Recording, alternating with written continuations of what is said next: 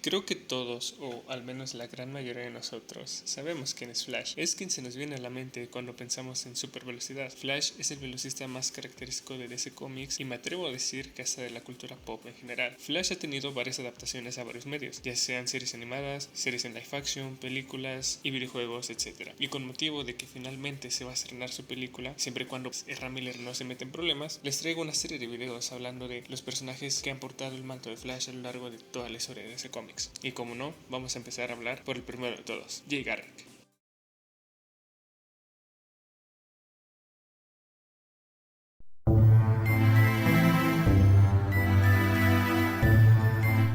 Flash fue originalmente escrito por Gordon Fox y dibujado por Harry Lampert para el Flash Comics número 1 en enero de 1940. Jason Peter Garrick, o Jay para los compas, era un estudiante de la Universidad Midwestern en Keystone City, quien era un suplente inútil del equipo de fútbol, lo cual se remarcaría desde el primer número en el que aparece. Pero a pesar de sus deficiencias en el deporte, Jay era un excelente científico, pues a raíz de eso, Jay obtendría sus poderes debido a un accidente de laboratorio que haría que Jay inhalara vapores de agua pesada, haciendo que este termine en el hospital en un estado grave de salud. Al pasar el tiempo, Jay empezaría a recuperarse, pero pronto los doctores se darían cuenta de su condición y de que será el ser vivo más rápido de todo el mundo. Cuando Jay se recuperó por completo, se dio cuenta de que podía moverse increíblemente rápido. Ese no tardó en aprovechar sus habilidades como para impresionar a Joan, su interés romántico, y para mejorar en el deporte. Después de graduarse, Jay se mudaría a Nueva York, donde se reencontraría con Joan, quien sería víctima de un atentado. Más tarde descubriríamos que se trataban de los Perfectos Cuatro, quienes tendrían amenazado al padre de Joan para que les entregue los secretos del bombardero atómico, un proyecto en el que trabajaba el padre de Joan. Vistiendo su traje característico, Jay se lanza en busca de los criminales, y tras una intensa, entretenida lucha, Jay lograría acabar con todos, incluyendo con el líder, salvando la vida de Joan y de su padre. Y así, Jay seguiría teniendo aventuras en los cómics.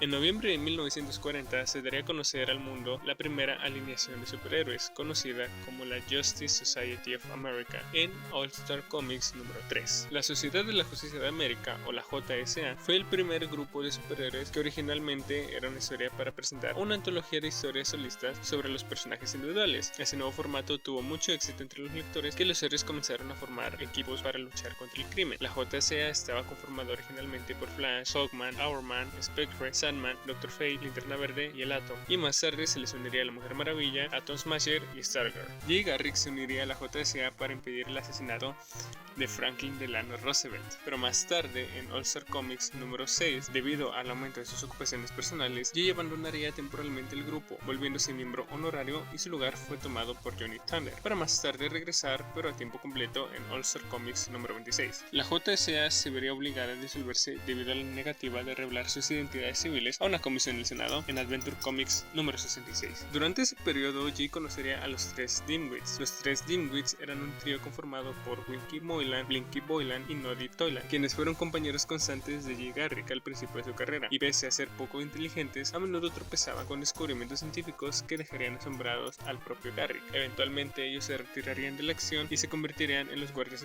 de seguridad del Museo de Flash. Durante los eventos de Justice League Cry for Justice, serían asesinados por la Injustice Gang, un grupo de supervillanos liderados por Libra.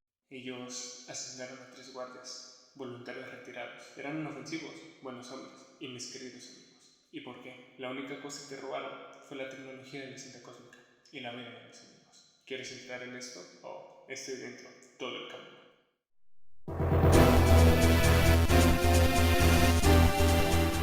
Todo héroe que se aprecie cuenta con su propio villano, su antítesis, aquel que le da constantemente problemas, aquel que resulta emblemático y solemos relacionar con el héroe. A lo largo de los años, Flash se enfrentaría a una gran cantidad de villanos, tales como Espina 1, el violinista, Zafiro Stellar, The Tinker, etc. Pero hay uno que destaca del resto, uno que constantemente pondría en problemas a Flash, sea quien sea. Y estoy hablando de Reverse Flash. Reverse Flash es para Flash lo que el Joker es para Batman, Lex Luthor para Superman y lo que Ezra Miller es para Hawaii. En Flash Comics número 104 se nos introduce introduciría a un nuevo villano. Se trataba de Edward Clarice, un antiguo profesor de la Universidad de Yale, que al escuchar rumores acerca del accidente, ese se daría la tarea de visitar el laboratorio donde ocurrieron los hechos, lo que permitió recolectar algunas muestras de agua pesada, lo que le serviría para desarrollar su propia fórmula. Tras varios intentos fallidos, Clarice se obsesionaría con la fórmula, lo que le causaría su matrimonio y pondría en juego su reputación en la academia, a tal punto de que lo veían como un fracaso para la sociedad. Finalmente, su fórmula daría resultado, dándole a Clarice los poderes de la velocidad, pero solo por tiempo limitado, convirtiéndose así en el villano conocido como el rival. Ese tendría un traje similar al de Garrick, pero con los colores un poco más oscuros. Al ver que sus poderes eran limitados, Clarice fue derrotado por Flash, mandándolo a la cárcel, pero tiempo después, ese volvería a obtener sus poderes y escaparía de prisión. Eventualmente, Clarice conseguiría mejorar su fórmula, pero al ser perseguido por Flash, ese rompería la barrera de la luz, haciendo que se fuera desvaneciendo poco a poco, perdiéndose en la fuerza de velocidad. 50 años después, el rival fue rescatado por un miembro de la Sociedad de la Injusticia, llamado Johnny Sorrow, quien lo invitaría a unirse a la Sociedad de la Injusticia, dándole camino para pedir venganza en contra de la esposa de Jay, siendo otro intento fallido.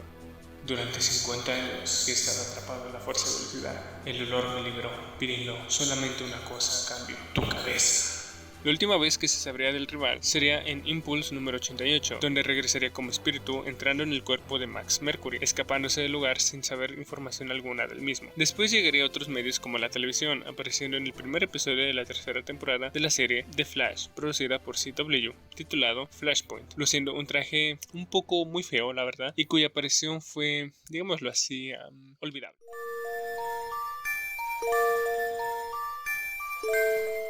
Para finales de la década de los 40 y con el final de la Segunda Guerra Mundial, las ventas de los cómics de superhéroes empezaron a decaer, pues el público de esa época comenzó a centrarse en otros géneros, como los western, el humor e incluso los cómics románticos. Aunque en DC se siguieron publicando series como las de Batman y Robin, Superman y la Mujer Maravilla, tuvieron que cancelar otras, incluyendo a Flash. A finales de los años 50 y bajo una nueva dirección editorial, DC tuvo un rebrote en la industria del cómic, que fue conocido como la Edad de Plata de los cómics, que duraría de 1956 hasta 1965. Y esta comenzó con Showcase número 4, donde se introduciría a un nuevo y renovado Flash, luciendo un traje y origen distinto, y al que se le conocería como Barry Allen. Más tarde le seguirían Linterna Verde, Hawkman, Atom y otros personajes.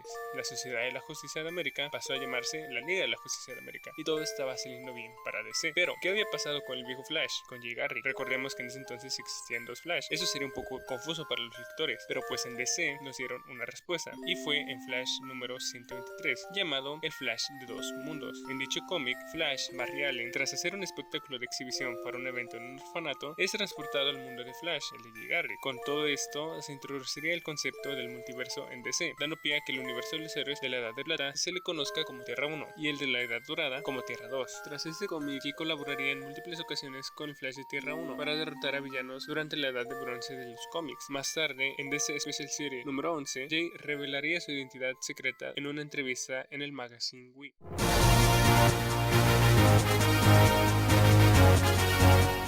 Para 1984, las ventas de DC volverían a estar en picada, pues las series de Marvel tendrían más ventas que las de DC.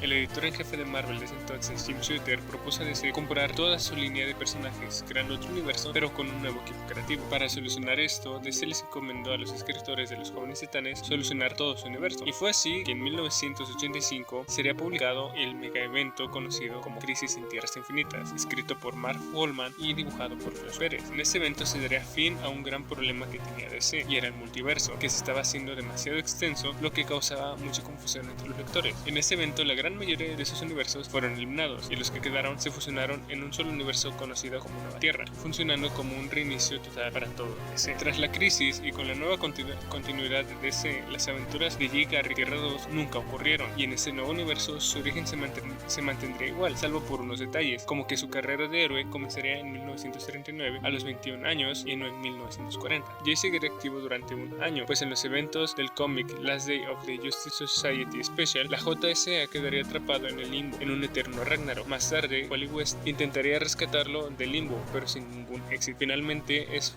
rescatado en el cómic Armageddon número 4.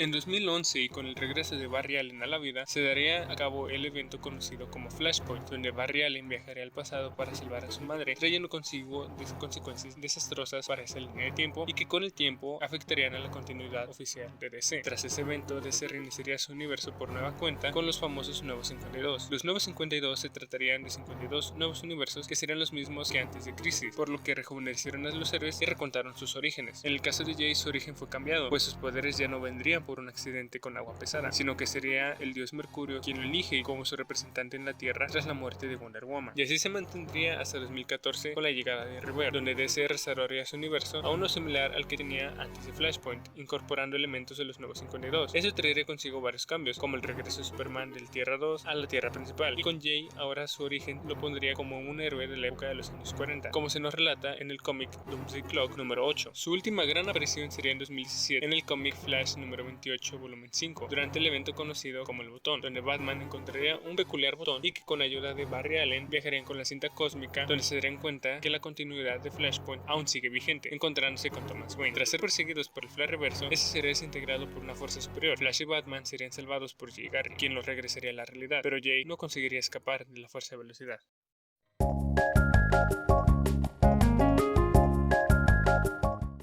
Jay Garrick tuvo su salto a otros medios más allá del cómic. En 2004 aparecería en la serie animada de la Liga de la Justicia, siendo conocido como el Rayo. También sería un personaje recurrente en la serie animada de Batman el Valiente, y más tarde aparecería en Young Justice, una serie animada que se centraría en las aventuras de los ayudantes de los superhéroes. También tendría apariciones en los videojuegos como en la saga Injustice. Jay Garrick tendría un salto a live action, comenzando en la serie de Flash de los años 90, que se le haría una pequeña referencia. Más tarde tendría un cameo en la serie de Smallville, en la 9ª temporada, siendo interpretado por Billy Mitchell, pero su gran salto a la pantalla chica fue en 2015 durante la 2ª temporada de la serie de Flash, producida por CW, siendo interpretado por Teddy Sears, siendo realmente una mascarada de Hunter Solomon, pero para el final de la temporada tendría su real aparición y sería John Wesley Shipp quien lo interpretaría. A partir de ahí, Jay Garrick tendría apariciones recurrentes en la serie, incluso llegando a aparecer en la serie de Stargirl, una serie de la misma que la televisiva.